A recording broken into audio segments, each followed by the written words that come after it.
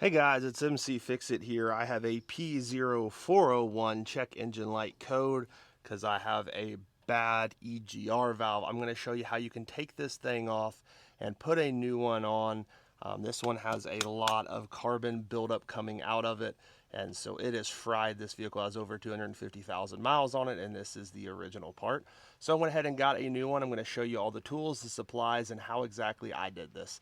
And you'll be able to complete this project yourself in just a little bit of time and save a whole lot of money versus taking it in to the shop.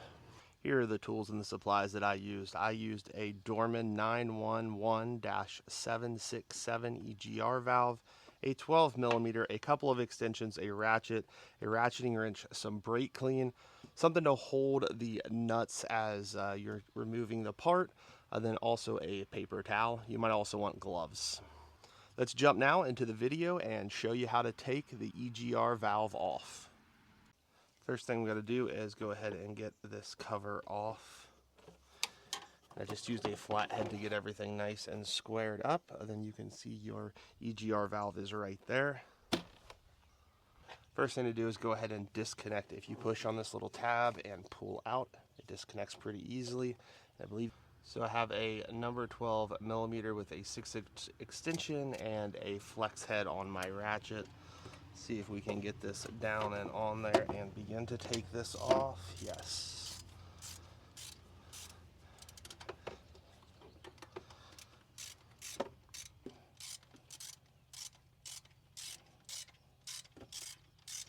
So once you get to the end, I'm going to put a finger down there to make sure we get the nut out. The other one is on the back side over here, a little harder to see.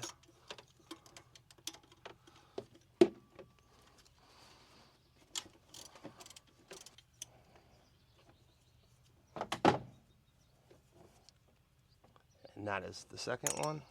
We can go ahead and lift off the old one. You can see this one's pretty rusted. These are kind of hard to tell how beat up they are, but you can see there is a lot of carbon buildup. And if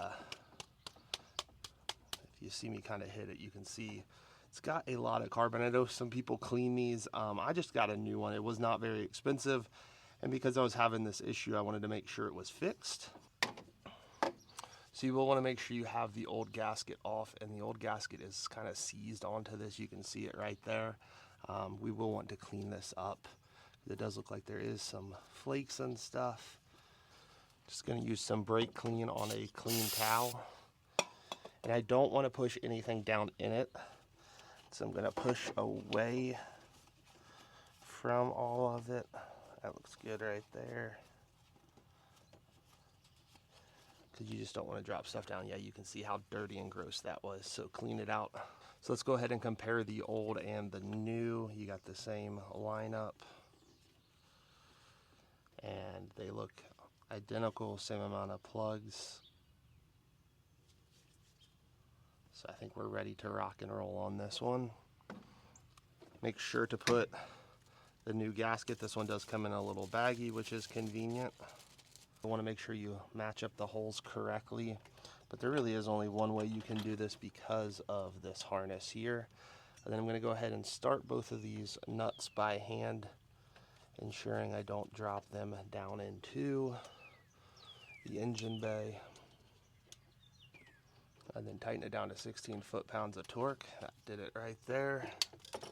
Do the same thing for this bolt. There's not a lot of room to turn this bolt. So this is 16 foot-pounds of torque. Okay, that's one side. Let's go ahead and get the next.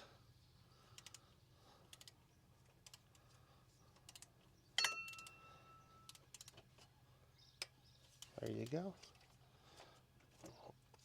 We'll go ahead and connect this. We can go ahead and clear the code and start driving and see if that code pops back up. Put your engine cover back on. You're just going to line it up. So go ahead and tighten these into the spot. That right there is good. I hope this video was helpful. If you do have any questions, please let me know down in the comment section down below. Hope this was helpful for your P0401. I've also heard this works for a P0404 as well. Again, thank you guys. Have a great rest of your day.